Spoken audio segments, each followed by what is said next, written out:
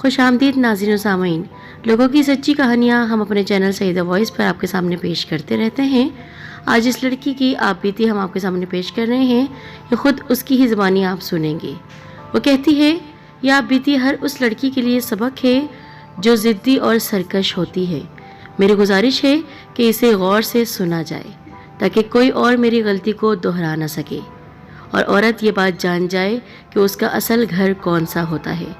आप सबसे गुजारिश करती हूँ कि इस कहानी को सुनने से पहले हमारे प्यारे से चैनल सईदा वॉइस को सपोर्ट करने के लिए हमारे चैनल को सब्सक्राइब कर दीजिए और सब्सक्राइब करते ही बेल को प्रेस करें जिससे आपके पास हमारी अपलोड की जाने वाली वीडियोस के नोटिफिकेशंस बर वक्त पहुँच सके। शुक्रिया। मैं बचपन से ही ज़िद्दी और खुदसर वाक़ हुई हूँ। हमेशा अपनी मनमानी की, जो दिल ने कहा वही किया, जो चीज़ पसंद आ गई उसे हर कीमत पर हासिल किया। अगर मुझसे कोई गलती होती तो कभी उस पर नदामत या पशेमानी का इजहार नहीं किया।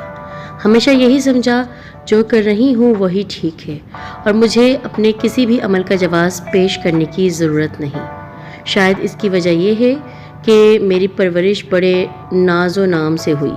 माँ बाप और भाइयों के लाड प्यार ने मुझे ज़िद्दी, मगरूर और सरकश बना दिया। मैंने ऐसे घराने में आँख खोली जहाँ दौलत, इख्तियार और इक़्तिदार का राज था। मेरे वालिद इलाके के बहुत बड़े जागीरदार थे। वो अपने चारों बेटों को आला तालीम दिलवाना चाहते थे और उनको अपने साथ कारोबार में शरीक करना चाहते थे। उन्होंने अपने दोस्तों और चचा से मशवरा करने के बाद ये फैसला किया कि नवेद को पढ़ने के लिए दूसरे बड़े शहर में भेज दिया जाएगा। अम्मी इसके खिलाफ थीं।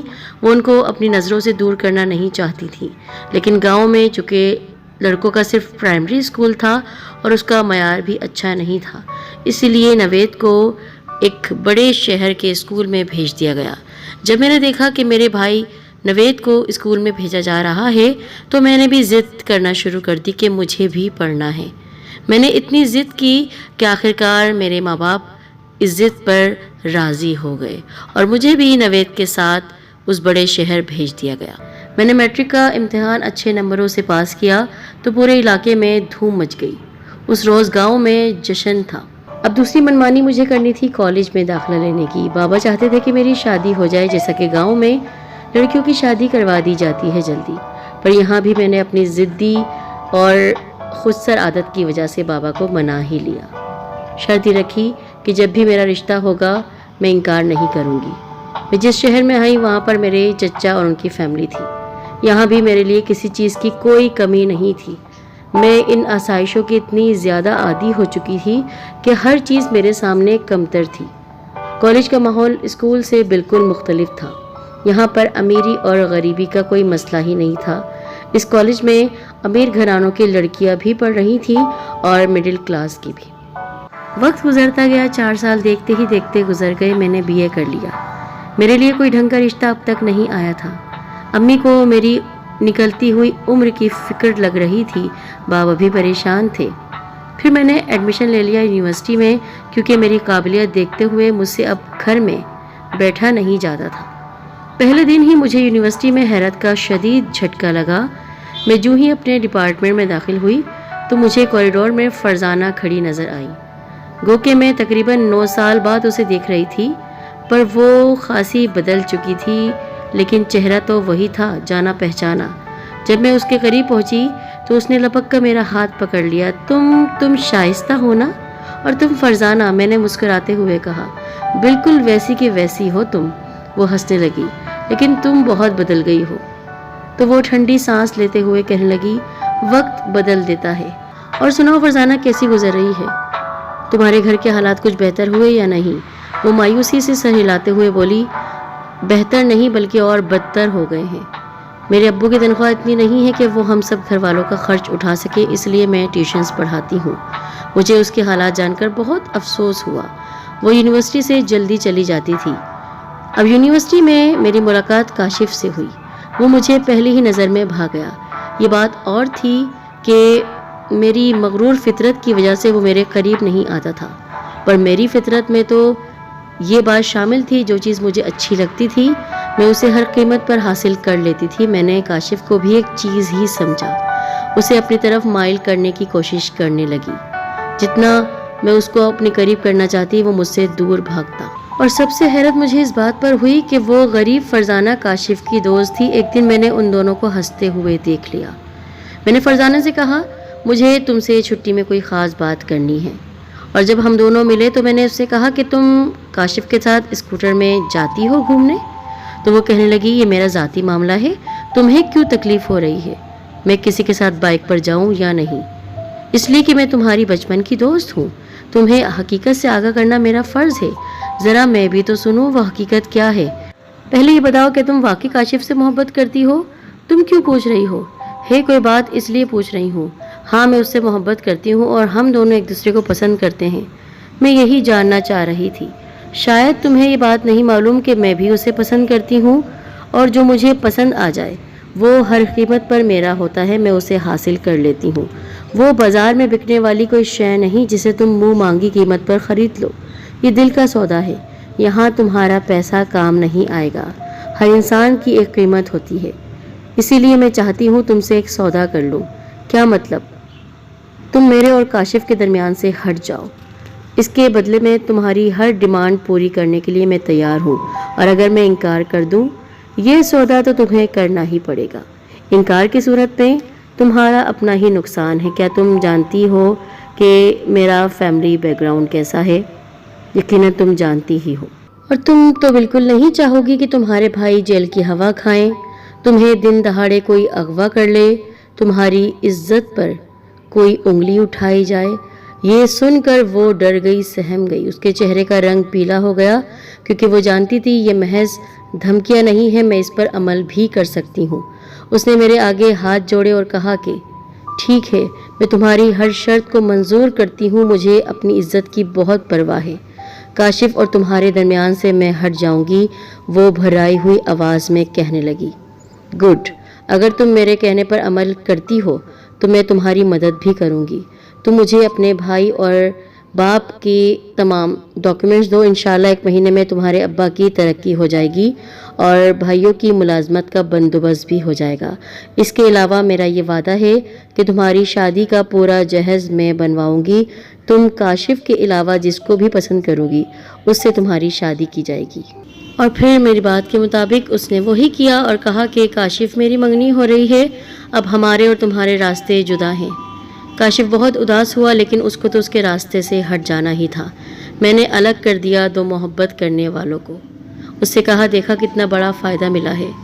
اس نے کہا، اس فائدے کے آگے جتنا بڑا میرا نقصان ہوا ہے وہ تم نہیں سمجھ سکتی ہو۔ میں نے ہنستے ہوئے اس سے کہا، چلو کوئی بات نہیں۔ اب دوسرا مرحلہ تھا کاشف کو اپنی طرف راغب کرنا، اور آپ سبھی جانتے ہیں کہ لڑکوں کو اپنی طرف راغب کرنا اتنا کوئی مشکل تو نہیں ہے، اور وہ لڑکا جو محبت کے ہاتھوں چوٹ کھایا ہوا ہو۔ کاشف بہت جلدی میرے قریب آ گیا، اور اتنا قریب کہ ہم ایک دوسرے سے بہت بے تکلف ہو چکے تھے۔ میں نے خبر سنی فرزانہ کی شادی کی، اب تو اور بوجھ میرے سر سے ہٹ گیا۔ وہ بہت ذہین اور قابل تھا۔ اس نے مجھ سے کہا کہ میں صرف ماسٹرز کرنے کے بعد لیکچرر کی جاب نہیں کروں گا، بلکہ میں CSS کرنا چاہتا ہوں، اور وہ واقعی کامیاب ہو گیا۔ جب ہماری پڑھائی مکمل ہو گئی میں گاؤں واپس آ گئی۔ بابا کا انتقال ہو گیا تھا۔ یہ مجھ پر غم کا پہاڑ جو ٹوٹا، اس کو میں نے سہ لیا، پر اب امی کو فکر ہو رہی تھی میری شادی کی۔ جب ان کو میں نے کاشف کے بارے میں بتایا تو وہ ویسے ہی میری شادی کو لے کر بہت پریشان تھی۔ انہوں نے فوراً میرے رشتے کے لیے حامی بھر لی۔ میں نے چچا کے کہنے پر کاشف کو فون کر دیا۔ وہ اپنے والدین کو لے کر چچا کی جو شہر والی کوٹھی تھی وہاں پر آ گیا۔ وہاں پر ہماری ملاقات ہوئی، گھر والے ملے۔ اس طرح مجھ جیسی امیر زادی سے اس کا رشتہ جڑ گیا اور وہ میرا شوہر بن گیا۔ شادی بہت سادگی سے ہوئی، کیونکہ کاشف کے گھر والوں نے صاف گوئی اور شرافت سے یہ بات کہہ دی تھی کہ ہم یہ شادی بہت سادگی سے کرنا چاہتے ہیں، ہماری اتنی استطاعت نہیں ہے۔ شادی تو ہو گئی، میں نے جو چاہا وہ حاصل کر لیا، پر مجھے کیا معلوم تھا کہ جس کو میں نے حاصل کیا ہے وہ مجھ سے زیادہ ضدی ہے، وہ مجھ پر حکمرانی کرے گا، اب تک جو میں سب پر حکمرانی کر رہی تھی۔ شادی کے بعد کاشف مجھے اس مکان میں لے گیا جو سرکار کی طرف سے اسے ملا ہوا تھا۔ سچ تو یہ ہے کہ وہ مکان میری کوٹھی کے مقابلے میں کچھ بھی نہیں تھا۔ مجھے کام کرنے کی عادت نہیں تھی، اسی لیے میں نے گاؤں سے اپنے ملازموں کو بلوا لیا۔ کاشف کے پاس ایک چھوٹی سی گاڑی تھی جس میں بٹھا کر وہ مجھے شام کی سیر کے لیے نکلتا تو مجھے اپنے آپ پر رونا آنے لگتا۔ میں لاکھوں کروڑوں کی مالک تھی، دنیا جہاں کی آسائشیں میری قدموں تلے تھیں، لیکن کاشف کی خودداری نے مجھے ان نعمتوں سے محروم کر دیا تھا۔ وہ پہلا جھگڑا اس وقت ہوا جب میں نے شادی کے 2-3 ماہ بعد گاؤں جانے کا ارادہ کیا۔ میں چاہتی تھی کہ کاشف بھی میرے ساتھ چلے، لیکن اس نے انکار کر دیا۔ اس کا کوئی کورس شروع ہونے والا تھا۔ میں نے اس سے کہا شاید مجھے زیادہ دن وہاں رہنا پڑے، زمین کے معاملات ہیں، نوید ابھی چھوٹا ہے، وہ اکیلا یہ سب نہیں سنبھال سکتا۔ نوید میرا چھوٹا بھائی۔ ٹھیک ہے، مجھے کوئی اعتراض نہیں، تم جتنے دن چاہو وہاں رہ سکتی ہو، میرا تو خیال ہے تم بھی یہ ملازمت چھوڑ دو اور میرے ساتھ حویلی میں رہو۔ معاف کرو، مجھے حویلی میں رہنے کا کوئی شوق نہیں، اس نے مذاق اڑانے والے انداز میں کہا، اور یہ ملازمت تو میں کسی قیمت پر نہیں چھوڑ سکتا۔ کیا رکھا ہے اس ملازمت میں؟ وہاں رہ کر تم راج کرو گے، پورے گاؤں پر تمہاری حکومت ہوگی، سب لوگ تمہارے آگے پیچھے ہاتھ باندھے کھڑے ہوں گے۔ اس نے میری بات سن کر ایک زوردار کہکا لگایا، بولا یہ بھی بتا دو میں کس حیثیت سے وہاں رہوں گا؟ میں اس حویلی اور زمین و جائیداد کا مالک تو ہوں ہی نہیں، اور معاف کرنا تمہارا ملازم یا مینیجر بن کر مجھے رہنا پڑے گا، اور دنیا مجھے گھر داماد کے نام سے پہچانے گی۔ پھر تمہارے بھائیوں کی نظر میں میری کیا عزت رہ جائے گی؟ بھائیوں کو بیچ میں مت لاؤ، وہ تمہاری بہت عزت کرتے ہیں، وہ میری نہیں اپنے بہنوئی کی عزت کرتے ہیں جو CSS آفیسر ہے اور کسی وقت بھی ان کے علاقے کا ڈپٹی کمشنر لگ سکتا ہے، لیکن اگر میں تمہارا منشی بن گیا تو 2 کوڑی کی عزت نہیں رہے گی۔ تم ہر بات کا غلط مطلب لیتے ہو، میں نے یہ کب کہا کہ میرے منشی یا مینیجر بن جاؤ؟ تم صرف میرے ساتھ رہنا اور ضرورت پڑنے پر میری مدد کرتے رہنا۔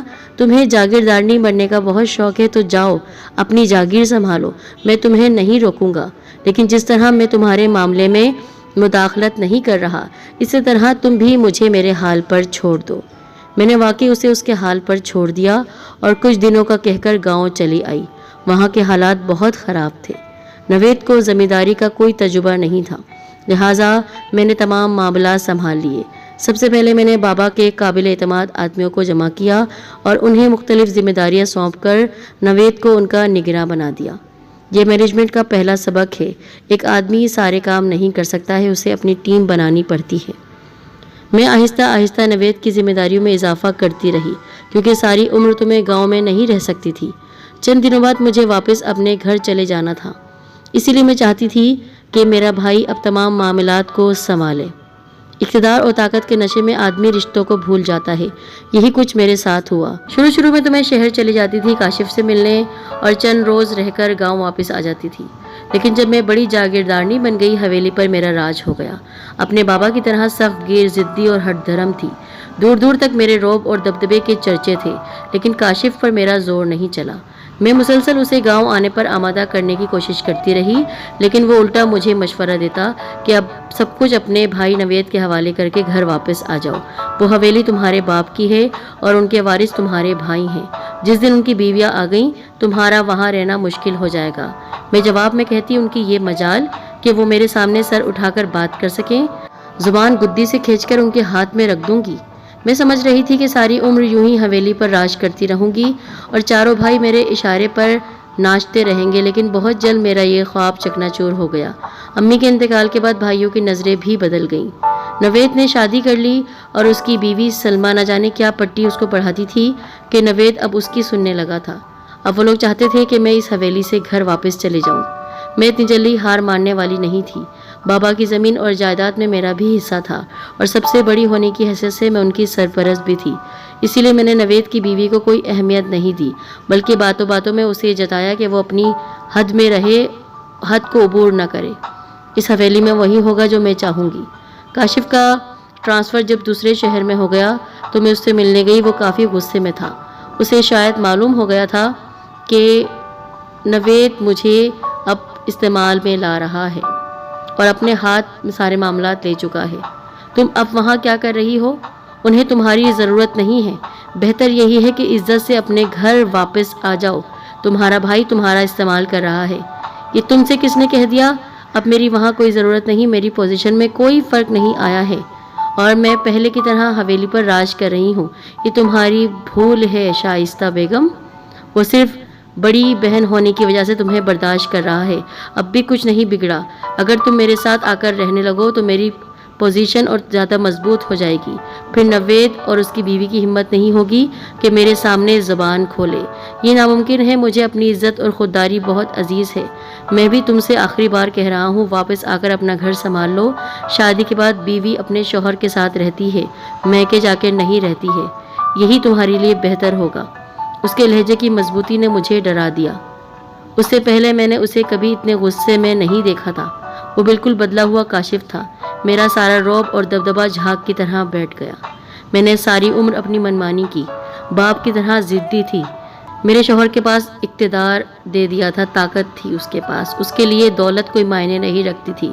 جس لڑکی سے میں نے چھینا تھا کاشف کو، میں سوچتی تھی وہ لڑکی اسی کے قابل تھی، پر اب مجھے وہی کرنا تھا جو کاشف کا حکم تھا۔ اس سے پہلے کہ میرا بھائی میری طرف سے اپنی نظریں پھیر لیتا اور مجھے بے عزت ہو کر اپنی حویلی سے نکلنا پڑتا، میں نے خاموشی سے شکست قبول کی اور اپنے شوہر کے گھر میں آ گئی۔ اب میں اپنے شوہر کے گھر میں حکمرانی کر رہی ہوں۔ ہر شادی شدہ لڑکی کو یہ بات سمجھ لینی چاہیے کہ شادی کے بعد بھائی کی حویلی نہیں بلکہ شوہر کی جھوپڑی ہی اس کا اصل گھر ہے، جہاں وہ صحیح معنی